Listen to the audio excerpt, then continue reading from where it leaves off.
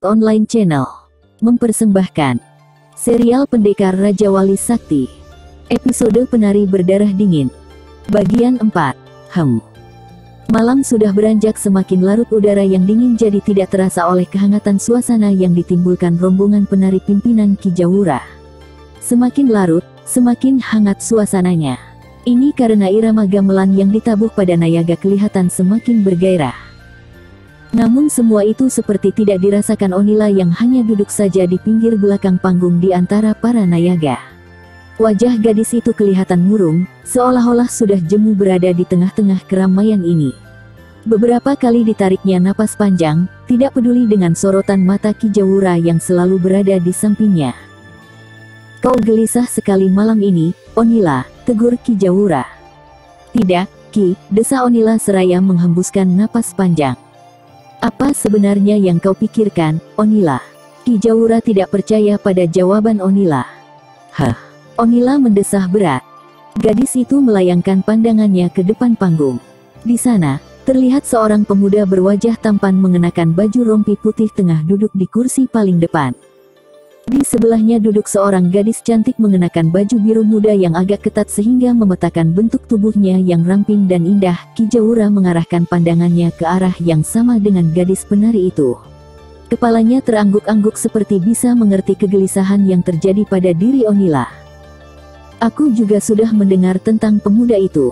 Kabarnya, dia utusan khusus kerajaan Karangsetra," kata Ki Jawura agak pelan, seolah bicara untuk dirinya sendiri. Onila kembali mendesah berat. Ditatapnya laki-laki tua yang duduk bersila di sampingnya. Sementara para nayaga terus memainkan gending yang berirama semakin cepat dan hangat. Para penari berlenggak-lenggok memancing suasana. Tidak sedikit lelaki yang ikut naik ke atas panggung, memilih para penari yang disukai. "Aku ke belakang dulu, Ki," kata Onila seraya beranjak berdiri. "Mau kemana kau?" tanya Ki Jawura. "Aku tidak enak badan." Onila terus saja melangkah menuruni panggung. Ki Jawura memperhatikan gadis itu yang terus saja berjalan menuju bagian samping kanan bangunan besar bagai istana kecil itu. Ki Jawura tidak lagi memperhatikan setelah tubuh ramping itu lenyap di balik tembok.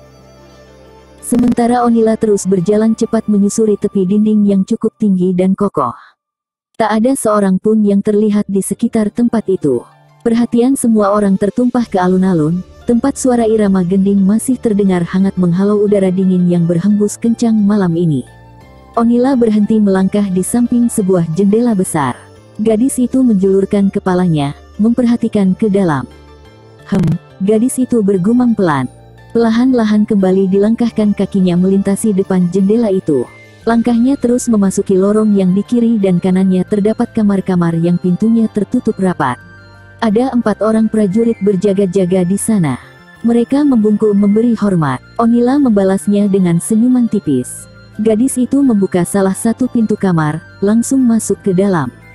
Terdengar suara pintu terkunci dari dalam. 4 orang prajurit yang menjaga lorong itu saling berpandangan. "Kenapa Onila tidak menari?" tanya salah seorang prajurit. "Mungkin Gusti Adipati tidak mengizinkan seperti kemarin," sahut satunya lagi. "Kurang seru kalau Onila tidak menari," celetuk satunya lagi. "Ah, penari lain juga cantik-cantik, bahkan gerakannya lebih luwes dari Onila." "Iya sih, tapi kurang enak lah." Obrolan para prajurit itu terus berlangsung. Semakin lama obrolan itu semakin terdengar sungguh-sungguh. Bahkan kedengarannya lebih terpusat pada Onila. Mereka adalah para prajurit yang gemar melihat kesenian rakyat, sehingga bisa membedakan penari yang benar-benar luwes dengan penari yang seperti dipaksakan. Kini Onila mulai jadi pusat perhatian karena dinilai tidak seperti 5 orang penari lainnya. "Jangan-jangan si Onila itu bukan penari, Kang," celetuk salah seorang prajurit yang masih muda. "Hus, jangan ngomong sembarangan," dengus salah seorang prajurit yang berada di dekatnya. "Hei, Kang, sebelum jadi prajurit, aku dulu pernah ikut dalam rombongan penari. Jadi, aku tahu betul mana yang benar-benar penari dan yang bukan. Aku yakin Onila itu bukan penari tulen, Kang," prajurit muda itu bersikeras dengan pendapatnya. Dan belum lagi ketiga prajurit lainnya bisa membuka suara, mendadak saja sebuah bayangan merah berkelebat cepat bagai kilat. Dan belum lagi bisa menyadari apa yang terjadi, tahu-tahu mereka merasakan adanya sesuatu yang dingin menggorok leher. Sesaat kemudian, 4 sosok tubuh prajurit terjungkal dengan leher terkoyak hampir putus. Darah mengucur deras membasahi lantai. Tak ada suara sedikit pun yang keluar. 4 orang prajurit itu langsung tewas seketika. Bayangan merah itu berkelebat cepat melintasi lorong belakang yang tidak begitu panjang itu.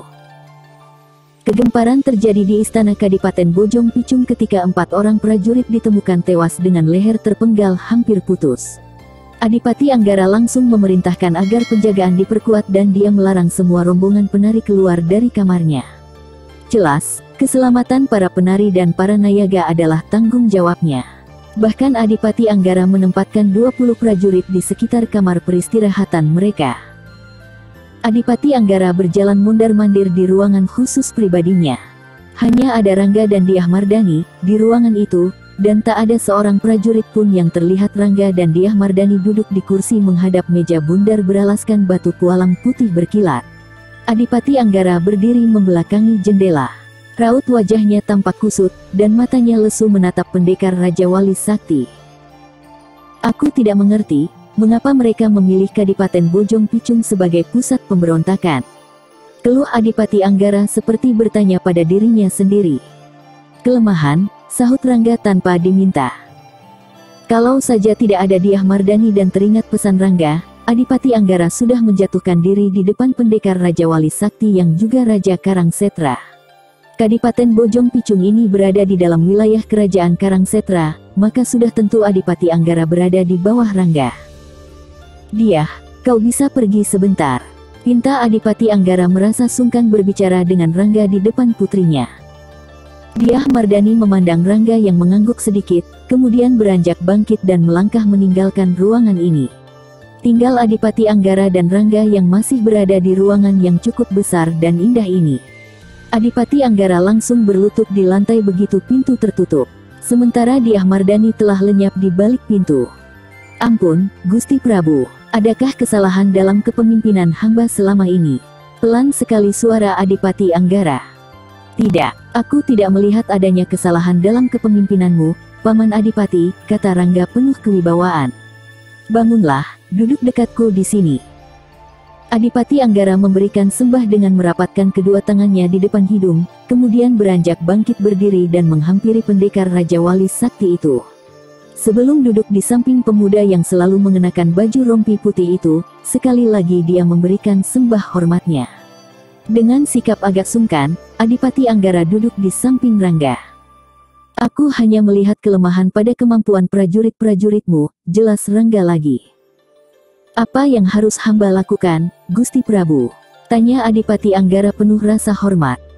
Tidak ada, sahut Rangga seraya bangkit berdiri. Pendekar Raja Wali Sakti itu berjalan mendekati jendela dan memandang keluar. Pada saat itu terlihat adanya sebuah bayangan berkelebat menjauhi jendela. Rangga tersenyum tipis dan membalikkan tubuhnya memandang laki-laki setengah baya itu. Satu hal lagi, Paman Adipati. Kau tidak menekankan kedisiplinan di sini, kata Rangga seraya melangkah keluar dari ruangan ini. Adipati Anggara hanya termangu dan mulutnya terbuka lebar. Sungguh tidak dimengerti, apa yang dikatakan pendekar Raja Wali Sakti barusan. Sementara Rangga sudah keluar dari ruangan itu, dan terus berjalan ke bagian samping bangunan besar dan megah ini. Bibirnya menyunggingkan senyuman tipis saat melihat sosok tubuh ramping mengenakan baju biru muda duduk di bangku taman. Sebatang pohon rindang menaungi dari sengatan cahaya matahari pagi. Rangga menghampiri gadis itu yang ternyata adalah Dyah Mardani. Gadis itu tampak terkejut begitu Rangga menyentuh pundaknya. Wajahnya langsung bersemu merah, dan tubuhnya agak bergetar. Buru-buru ditundukkan kepalanya, tidak sanggup membalas tatapan mata pemuda berbaju rompi putih itu. Apa yang kau dengar tadi, Dyah? Tanya Rangga lembut. Aku, Dyah Mardani tergagap. Gadis itu meluruk turun dari kursi, lalu berlutut di depan Rangga. Dirapatkan kedua tangannya di depan hidung untuk memberi sembah pada Raja Karangsetra itu. Rangga tersenyum dan menggeleng-gelengkan kepalanya. Digamitnya pundak Dyah Mardani dan dibawanya berdiri. Namun sikap gadis itu jadi berubah jauh. Dan Rangga membawanya duduk kembali di kursi. Dia sendiri juga duduk di kursi itu. Ampun, Gusti. Hamba telah berlaku tidak sopan, ucap Dyah Mardani yang baru mengetahui kalau pemuda yang menolongnya dari cengkeraman Kelabang Geni adalah Raja Karangsetra, yang berarti adalah junjungannya. Ah, sudahlah. Tidak perlu kau bersikap seperti itu, Dyah, kata Rangga diiringi senyumannya. Hamba hanya ingin tahu, Gusti, hamba. Kau sudah tahu siapa aku, Dyah, sekarang ku minta janganlah bersikap seperti itu padaku. Bersikaplah wajar dan seperti biasanya. Itu akan memudahkan aku membekuk gerombolan pemberontak yang sudah merasuk ke dalam keraton ini. Rangga mencoba memberi pengertian gadis itu. Dyah Mardani hanya mengangguk saja. Dyah. Belum juga Rangga bisa meneruskan ucapannya, mendadak saja sekelebatan terlihat adanya sebuah bayangan melesat cepat ke atas atap. Begitu cepatnya, sehingga dalam sekejap saja sudah lenyap dari pandangan mata. Namun meskipun hanya melihat sekejap, Rangga sudah yakin kalau bayangan tadi telah mendengar dan mengetahui keberadaan dan siapa dirinya yang sebenarnya. Kau di sini saja, Dyah. Hup. Bagai kilat, Rangga melesat mengejar ke arah bayangan tadi berkelebat. Tinggal Dyah Mardani melongo takjub, memperhatikan pendekar Raja Wali Sakti berkelebat bagai kilat. Tahu-tahu bayangan tubuh pemuda berbaju rompi putih itu sudah lenyap dari pandangan matanya. Hanya sejenak Dyah Mardani tertegun kagum, sesaat kemudian sudah berlari cepat ke arah perginya pendekar Raja Wali Sakti itu. Dyah Mardani memang bukanlah gadis manja. Dia ternyata juga memiliki ilmu olah kanuragan yang cukup tinggi. Bahkan ilmu meringankan tubuhnya juga sudah cukup tinggi, sehingga bisa bergerak cepat bagai tidak menjejak tanah. Selap, beberapa kali lompatan saja, Rangga sudah bisa membayangi bayangan merah yang berkelebat cepat bagai kilat. Seketika pendekar Raja Wali Sakti itu melentingkan tubuhnya di udara, lalu berputaran beberapa kali melewati kepala orang itu. Jelek. Berhenti. Bentak Rangga keras begitu kakinya menjejak tanah di depan orang berbaju merah ketat. Rangga memperhatikan orang berbaju merah yang wajahnya hampir tertutup kain merah. Hanya kepala bagian atas saja yang terlihat, dengan sepasang bola mata bulat indah dan bening. Orang itu berhenti berlari. Kelihatan sekali dari sinar matanya kalau hatinya terkejut melihat Rangga tahu-tahu sudah berdiri menghadang di depan. Siapa kau? Apa maksudmu menyelinap di sini? Bentak Rangga bertanya. Kau tidak perlu ikut campur urusanku, pendekar Raja Wali Sakti. Dengus orang itu. Dari suaranya, Rangga sudah bisa memastikan kalau orang berbaju merah itu adalah wanita. Tapi menyadari kalau wanita berbaju merah itu memiliki kepandaian yang tidak rendah, Rangga harus hati-hati menghadapinya. Buktinya, hampir saja tadi tidak bisa mengejar. Ilmu meringankan tubuh yang dimiliki wanita berbaju merah ini cukup tinggi, dan sudah pasti ilmu olah kanuragannya juga tidak rendah. Kau terlalu serakah, Rangga. Tidak seharusnya Bojong Picung dijadikan daerah kekuasaan Karangsetra. Dan kami semua tidak akan membiarkan orang-orang tamak dari Karangsetra menguasai Bojong Picung. Terdengar dingin nada suara wanita itu. Siapa kau sebenarnya? Tanya Rangga mulai bisa meraba maksud wanita berbaju merah ini. Dari kata-katanya, Rangga sudah bisa menebak kalau wanita berbaju merah ini tidak sendirian berada di dalam lingkungan Kedaton Kadipaten Bojong Picung. Rangga kini mendapat bukti kalau berita yang didengarnya ternyata benar. Memang, di Kadipaten Bojong Picung tengah terjadi penyusunan kekuatan untuk memberontak terhadap kerajaan Karangsetra. Kau tidak perlu tahu siapa diriku, Rangga. Tapi yang perlu diketahui, kami adalah para ksatria yang akan membebaskan Bojong Picung dari cengkeraman manusia-manusia tamak Karangsetra sepertimu. Ketus jawaban wanita berbaju merah itu. Aku yakin, kau adalah korban dari hasutan orang tidak bertanggung jawab, gumam Rangga seraya menggeser kakinya ke kanan. Dan kau harus mampus, Rangga.